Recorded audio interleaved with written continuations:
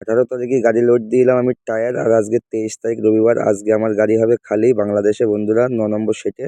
আমার গাড়ি কুরু পাশ কাটা হয়ে গেছিলো, আমি গাড়ি নিয়ে চলে এসেছি 9 নম্বর সিটের মধ্যে। দেখো বন্ধুরা, আর টায়ার সব এখানেই খালি হয়, অন্য অন্য মালও খালি হয়।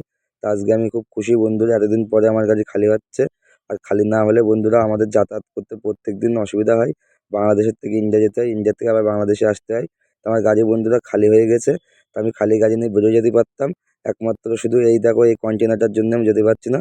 কেননা বন্ধুরা আমাদের দুজনের একই লটের গাড়ি, তো একসাথে খালি না হলে দুটো গাড়ির মাল বুঝ না পেলে বন্ধুরা পুরো পাশ আর চালান দেবে না। আর পুরো পাশ চালান না দিলে আমি গাড়ি কিন্তু নিয়ে বের করতে পারবো না।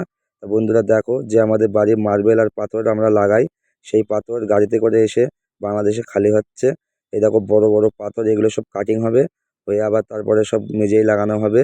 তো দেখো বন্ধুরা কি সিস্টেমে খালি করা হয় এই গাড়িগুলো। দেখো তোমরা, আমি একটা ভিডিও বানিয়েছিলাম বাংলাদেশের ভিতরে। এই দেখো সব বড় বড় পাথর কত বড় ক্রেনের মাধ্যমে খালি করা হচ্ছে।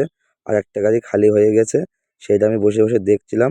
ভাবলাম আপনাদের মধ্যে শেয়ার করি ভিডিওটা। তারপরে প্রায় 1.5 ঘন্টা বসে থাকার পরে বন্ধুরা ওর গাড়িও ফাইনালি খালি হয়ে গেছে। আর ওর গাড়িতে মাল ছিল 583 পিস। আমাদের কাগজপত্র দুজনেরই দিয়ে গেছে। আর আমরা বেরিয়ে গেছি ইন্ডিয়ায় বন্ধুরা, এটা আমাদের ইন্ডিয়ার পার্কিং। তা বন্ধুরা আমি ইন্ডিয়ায় বেরিয়ে খুব খুশি, কারণ আমি আবার লোডে যেতে পারবো। আর এটা হলো আমাদের যশোরের ভিউ। ভালো লাগলে আপনারা লাইক দিয়ে যাবেন বন্ধুরা।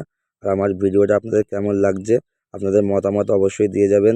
দেখা হচ্ছে পরের ভিডিওতে। Bye bye.